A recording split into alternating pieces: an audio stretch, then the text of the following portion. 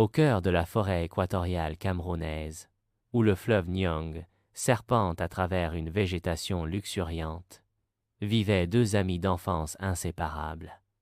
Amadou, un jeune homme courageux et agile, et Malaïka, une fille pleine de vivacité et de détermination.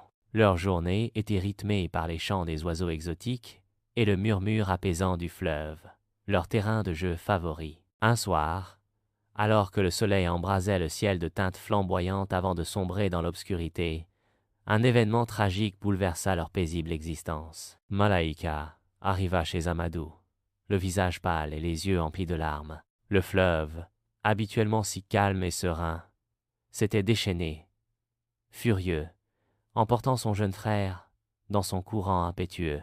Sans hésitation, Amadou, poussé par un courage héroïque et une profonde amitié, sauta dans sa pirogue. Malaïka, refusant de rester passive, le suivit. Ils affrontèrent ensemble la puissance dévastatrice du fleuve, les flots tumultueux les secouant sans relâche. La nuit était noire, la jungle environnante bruissait de sons menaçants, mais leur détermination ne faiblit pas.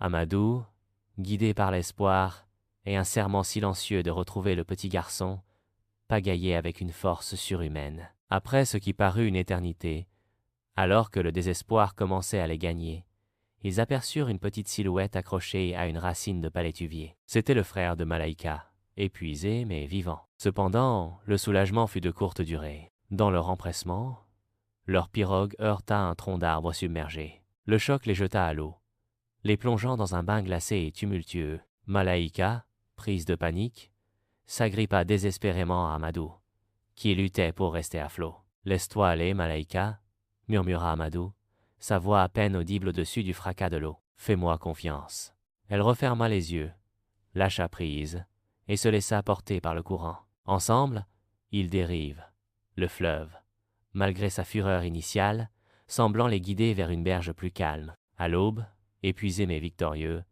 ils atteignirent le rivage, portant le petit frère sain et sauf. Le fleuve, comme apaisé par leur courage et leur ténacité, retrouva son calme habituel. Leur aventure les avait liés encore plus profondément, scellant leur amitié par un serment tacite, un serment du fleuve.